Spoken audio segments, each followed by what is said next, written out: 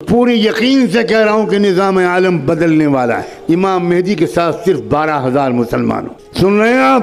بہت ہو گیا مسخرہ پن RSS کا اور صہیونیت کے تمام چیلنجز کا جواب قرآن میں ہے.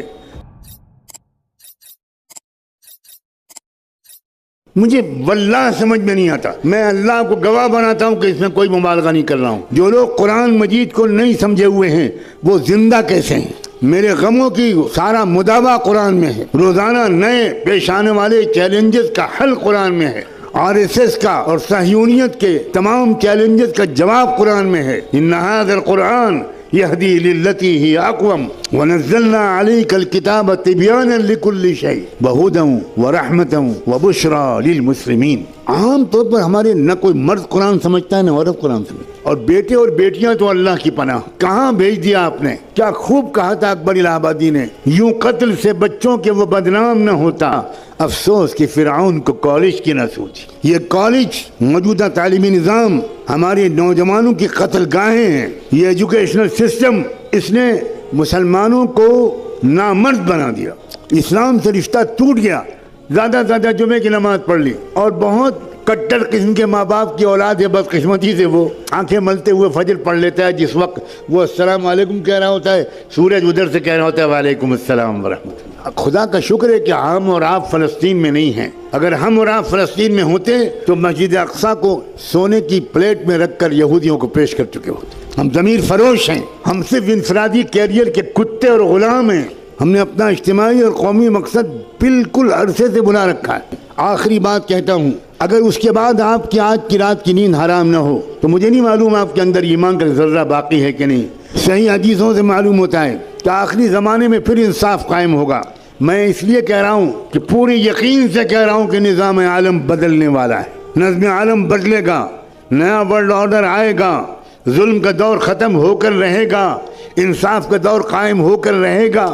مگر یہ سن کر آپ سوچیں گے واہ واہ واہ واہ واہ واہ واہ، یہ آخری بات تو حضرت نے کہی، بس یہ یاد رکھنے کی ہے، باقی تو اور لوگ یاد رکھیں گے. جب انصاف کا نظام قائم ہوگا تو ہمیں کیا فکر کرنے کی ضرورت ہے. اب سنیے آگے. امام مہدی کے جس جماعت کے ذریعے سے دنیا بھر میں ایک نیا ورلڈ آرڈر آئے گا، امام مہدی کے ساتھ صرف 12,000 مسلمانوں. سن رہے ہیں آپ؟ 1 ارب مسلمانوں میں سے 12,000 اللہ تعالیٰ چھانٹے گا. اس کا مطلب یہ ہوا کہ 12,000 کو مائنس کر دیجئے، باقی لوگ اللہ کے نزدیک مسلمان ہی نہیں.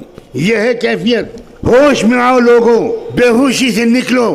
اپنی بیویوں کو سمجھاؤ کہ بہت ہو گیا میک اپ، بہت ہو گیا مسخرہ پن. کچھ لمحے کے لیے سیریس گفتگو بھی کرو اپنی فیملی سے. ہاں، گھروں میں خوشیوں کا ماحول ہونا چاہیے. اور عورتیں تو ہیں ہی اس دنیا کی بہار. اگر عورت نہ ہوتی تو اس دنیا میں کوئی مرد جی نہیں سکتا تھا. سچ کہا علامہ اقبال نے، وجود زن سے ہے تصویر کائنات میں رنگ.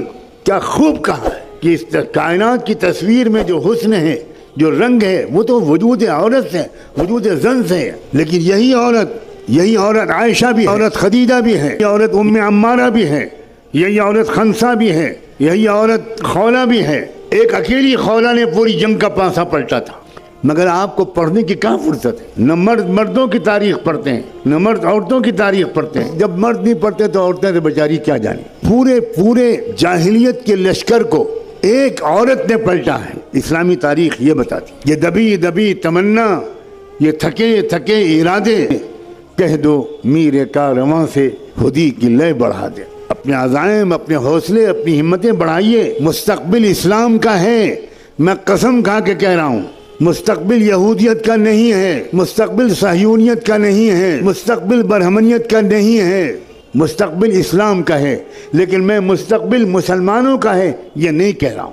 بہت فرق ہے دونوں باتوں میں. مسلمانوں کا مستقبل اور اسلام کا مستقبل بالکل ممکن ہے، اور تاریخ میں پہلے ہو چکا ہے کہ اللہ ہم پرانے نسلی مسلمانوں کو ریجیکٹ کر کے نئی قوموں کو اسلام دے دے اور ان کے ذریعے سے اسلام کو غلبہ حاصل ہو جائے. نسلی مسلمان ناکارہ ہو گئے. اللہ نے قرآن میں صاف کہا ہے وَإِن تَتَوَلَّوْا يَسْتَبْدِلْ قَوْمًا غَيْرَكُمْ ثُمَّ لَا يَكُونُوا أَمْثَالَكُمْ. اگر تم ناقدری کرو گے اسلام کی تو اللہ تمہیں بدل دے گا، تمہیں ریجیکٹ کر دے گا اور ایک نئی قوم لے آئے گا اور وہ تمہاری طرح نکمی نہیں ہوگی. اور ہم دیکھ رہے ہیں ایک طرف مسلمانوں کے مرتد ہونے کا سلسلہ چل رہا ہے آپ کی لڑکیاں مرتد ہو رہی ہیں. آپ نے جن لڑکیوں کو کالجوں میں بھیجا ان کو موبائل دیا, ان کی تربیت نہیں کی, ان کے ساتھ نہیں بیٹھے, ان کو اسلام نہیں سمجھایا, ان کو قرآن نہیں سمجھایا, وہ لڑکیاں کیا کر رہی ہیں مجھے بتانے کی کوئی ضرورت نہیں. آپ اگر بے خبر ہے تو سوائے اس کے کہ آپ ماتم کریں ایک بار صبح اور ایک بار شام, اس کے سوا میں آپ کو کوئی مشورہ نہیں دے سکتا. اور ایک طرف کیا ہو رہا ہے, روزانہ کم سے کم 50 یا 100 غیر مسلم اسلام قبول کر رہے ہیں. مسلمان ریجیکٹ کیے گئے ہیں اللہ تعالیٰ. جاؤ تم, جاؤ مندروں میں گھنٹہ بجاؤ اور آؤ تم آؤ. اس غزہ کے واقعے نے ایک عجیب طرح کی فتح دی ہے. وہاں تو جنگی فتح تو ہو ہی رہی ہے, وہ قوم پوری کے پوری شہید ہونے کے لیے تیار ہیں. سلام بھیجتا ہوں میں ان نوجوانوں پر, کیسا ہے ان کا ایمان و یقین.